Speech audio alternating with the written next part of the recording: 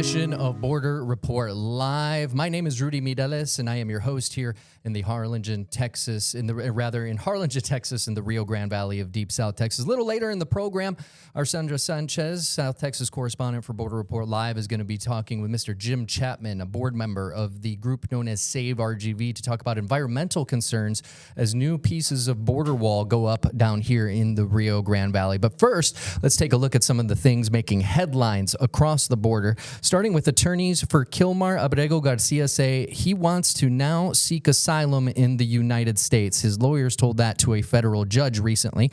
Now, the 30-year-old Salvadoran national was detained Monday in Baltimore by U.S. Customs and Immigration Enforcement after leaving a Tennessee jail on Friday.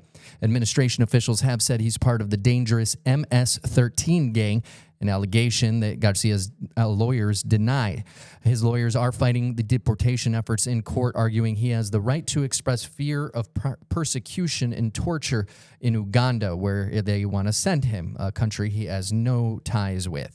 Also happening, immigration and customs enforcement deportation flights have reached record highs, according to our partners at The Hill.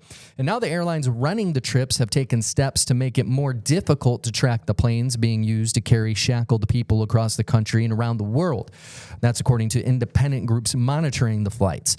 In recent months, ICE air contractors started using dummy call signs for the planes in the air and are hiding their tail numbers so they can't be located on public tracking websites. Once on the ground, the planes are parked behind buildings so the migrants can't be seen arriving or boarding. Still, migrant rights groups have created ways to follow ICE flights using shared information and crowdsourced data from radio signals.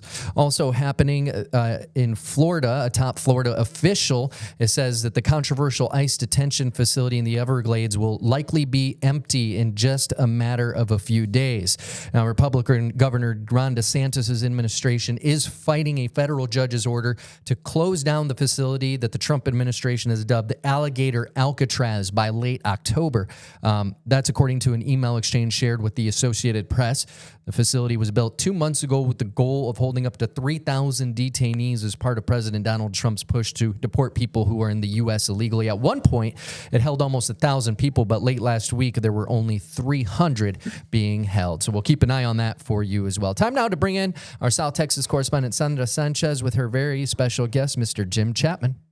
Hi, Rudy. It's great to be here. And Jim Chapman is with the nonprofit group Save RGV. Thanks for being with us, Jim. Well, thank you, Sandra. I'm glad to be here. Jim and I have walked around the border areas, the border wall, through environmental fields for years together. And so it's great to see you and to have you on this show. What brought us to talk to you today was because the Trump administration this week announced that it's waiving dozens of environmental regulations and public health laws in order to build more border wall in parts of rural Starr County as well as Hidalgo County, something that they have done before and they're doing it again.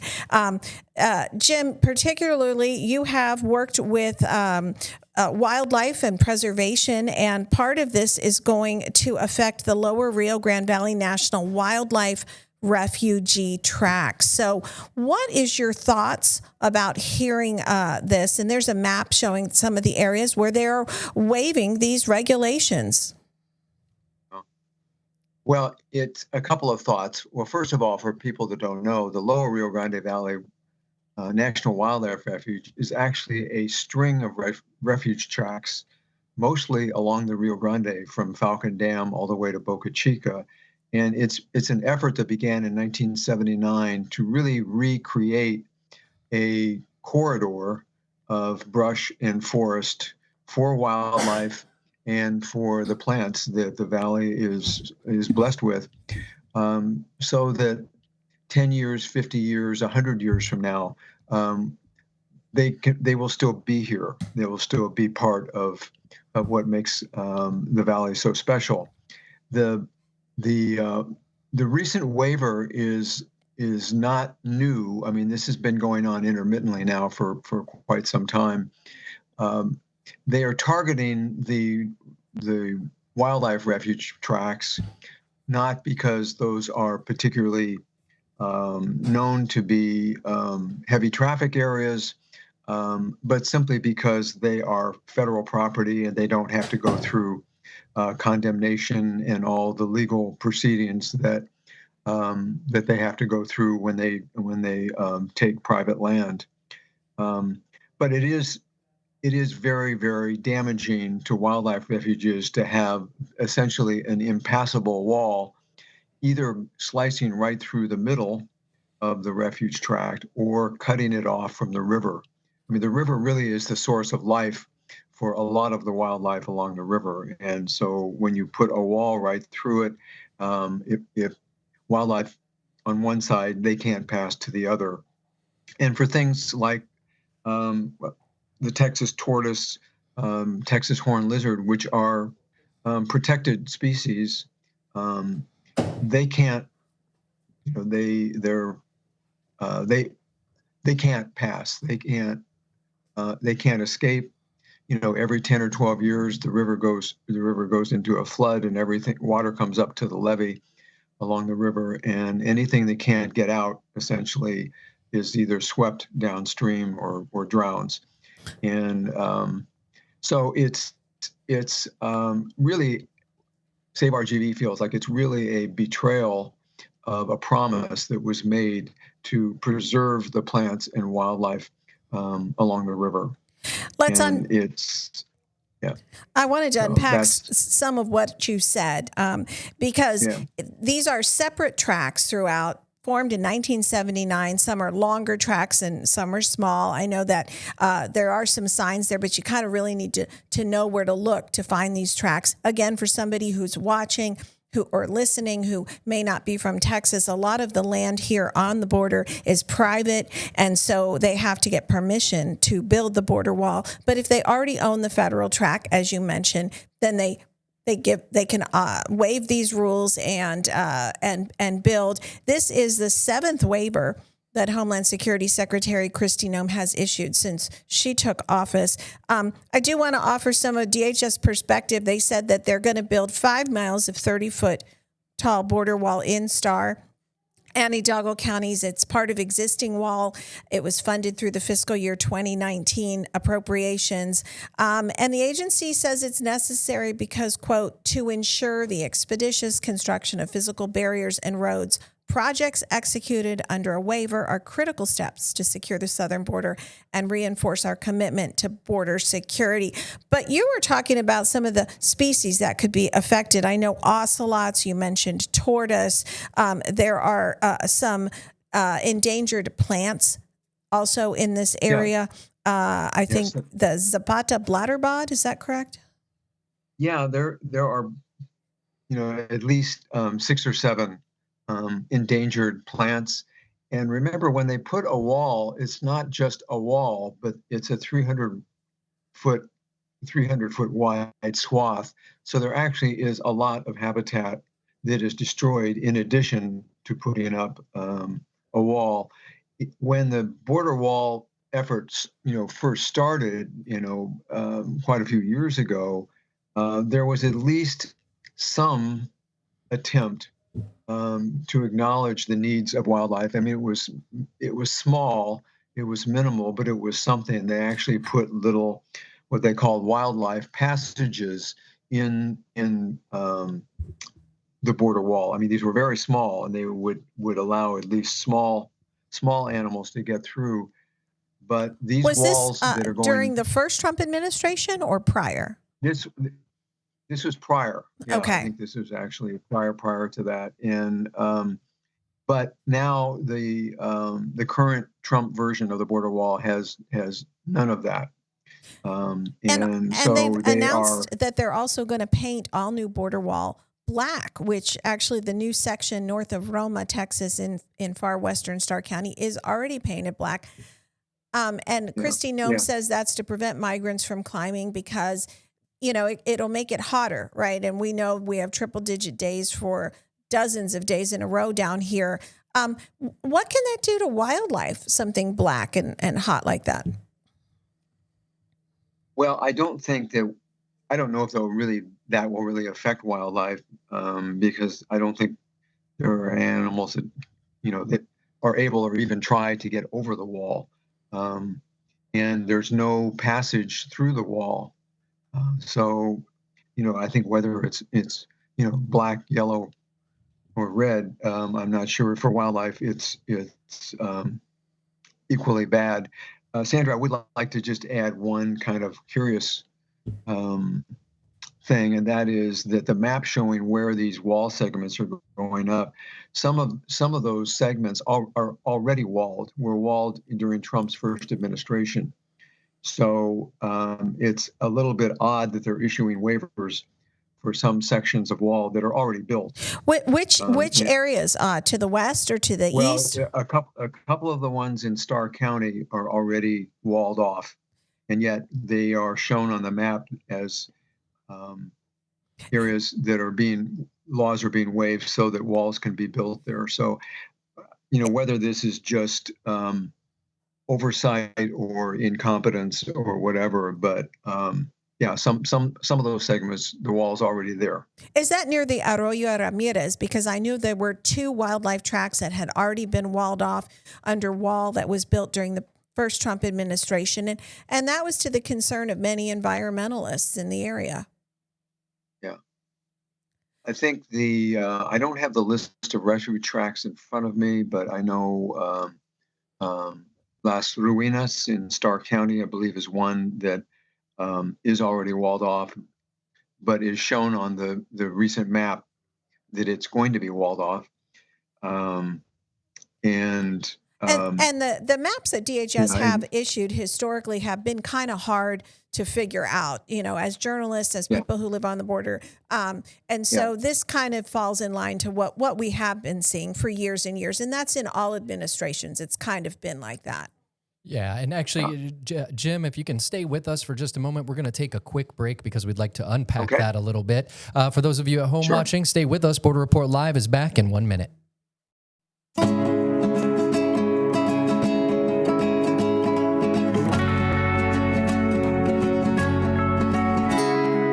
Back to Border Report Live. My name is Rudy Mireles here in Harlingen, Texas. And now back to that conversation with Sandra Sanchez and Jim Chapman of Save RGV.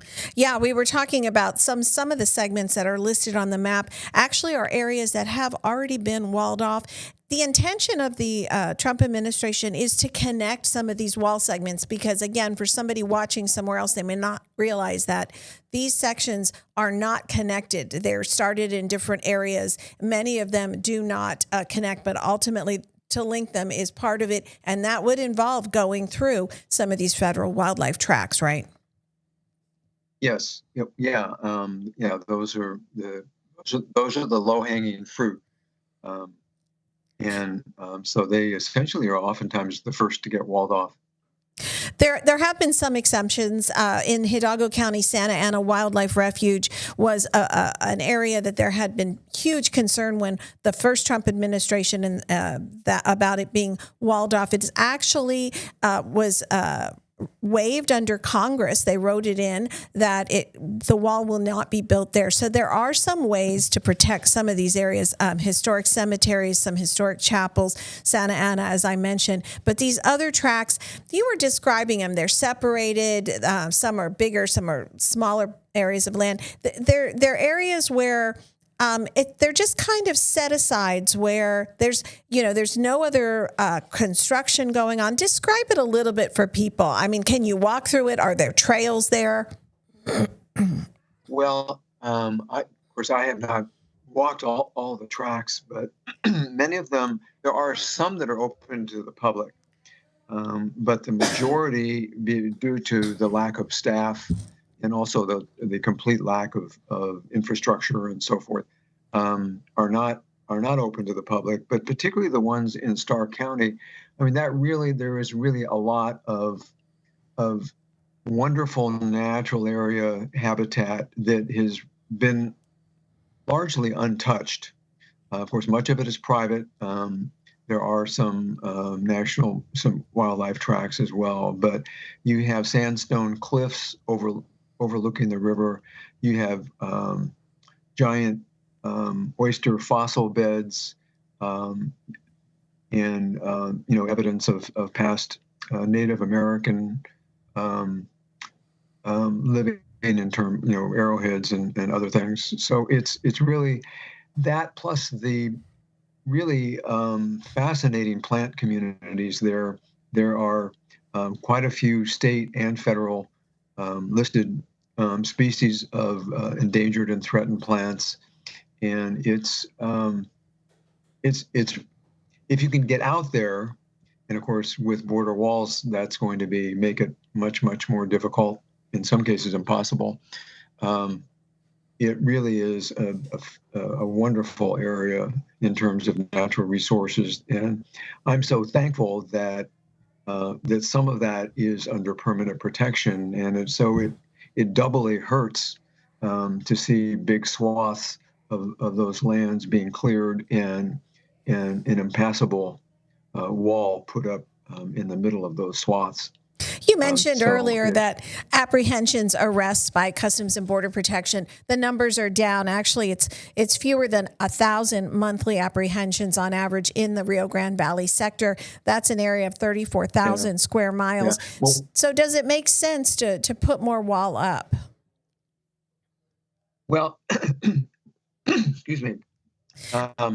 One of the primary justification when they've done the waivers before, they usually, as part of the rationale, they have listed the amount of illegal traffic, people, the number of people apprehended in the past year.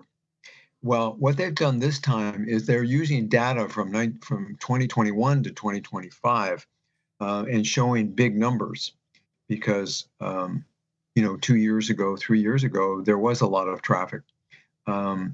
If they used the traffic for just the past year, the numbers would be much smaller because the traffic dropped substantially during President Biden's last year when the asylum process was tightened up, and of course it has dropped even further under the Trump administration. So it's the rationale for needing something this drastic. The rationale is essentially gone, but that doesn't seem to be slowing down this rush to construct these impassable walls. Some of the video we're playing now shows some of the wildlife area as well as some new border wall that's built in Roma, which is Starr County. I wanted to read a quote from the Center for Biological Diversity, and just this is some previous footage I took. This is actually Jim. This is you standing in front of the wall. You can see how big it is. We've been out for years tracking the wall, different stages of it. They're building, and so I just kind of put together some footage for people to see. Lake and Jordal at the Center for Biological Diversity said in a statement to Border Report this week that, quote, there's a special cruelty in walling off national wildlife refuges that were created for conservation. These lands exist to protect endangered species and connect fragmented habitat, not to be bulldozed for Trump's wall. A colleague of yours, another environmentalist in the area, Scott Nickel, who works with the group Friends of the Wildlife Corridor, and he's also gone out with us from time to time, wasn't able to join us because he's a professor and he's teaching at this time. But I have something that he said to us at the border wall not too long ago, and this is what he was talking about, what it does when you build through lands like this. Do we have that, Rudy?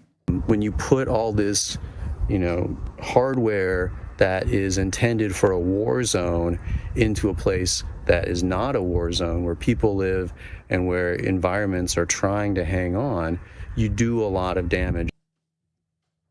Some of the laws that have been waived include the Endangered Species Act, the Clean Water Act, the Migratory Bird Treaty Act. I mean, the Antiquities Act. There's like 31 laws that have been waived. Is there anything that your organization can do, or are you planning on doing anything, or are you just moving on to other causes in the area? Well, yeah, I think the options at this point, earlier in the process, there were quite a few lawsuits challenging the border wall, and there are still a couple of of lawsuits, although I don't think those affect the lower Rio Grande Valley.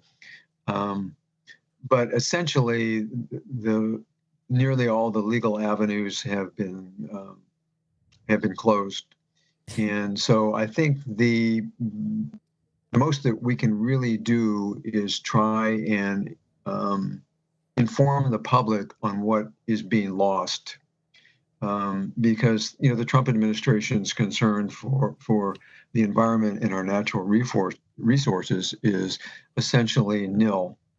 But people love their public lands, and people love wildlife and the habitat that supports wildlife, and so we simply try and be one of many voices, so that what's happening is not done, behind closed doors in the black of night.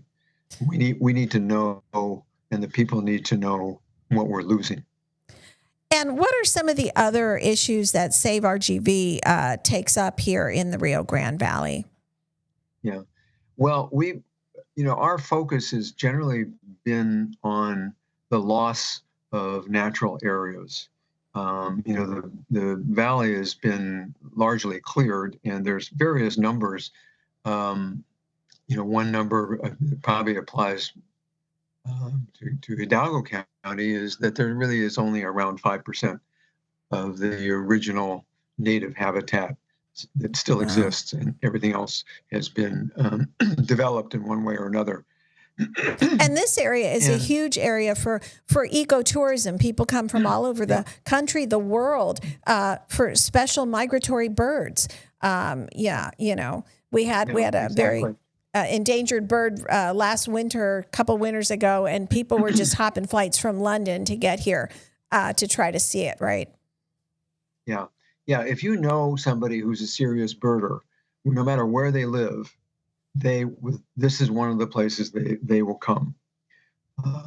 When Roger Tory Peterson, the famed author of the birding guides, when he wanted to set a one-day record for the most species of birds seen, the valley is where he came to do it. So it is a tremendous resource, in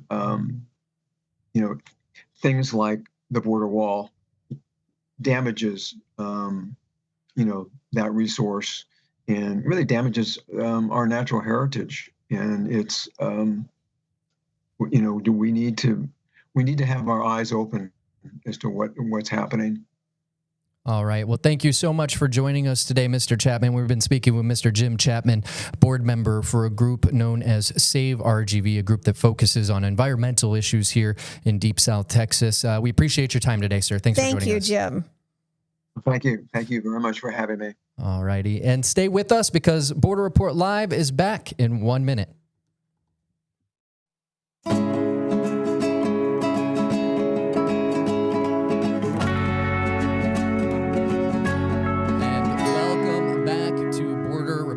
My name is Rudy Mireles, and I'm your host here in Harlingen, Texas, in the Rio Grande Valley of Deep South Texas. Very interesting conversation that Sandra just had with Save RGV board member Jim Chapman. If you know anything about the Rio Grande Valley and the environment, you know that name Jim Chapman comes up very often. He's and we know they've fought and been vocal about what's happening out at Boca Chica with SpaceX, and now this. Something interesting that he did mention, and I just wanted to kind of editorialize on it for a moment, is all the ecotourism that's happening across the valley. We've known about the valley being the hot spot for birders year in and year out. Winter Texans, some of them become winter Texans just because they are massive bird watching fans.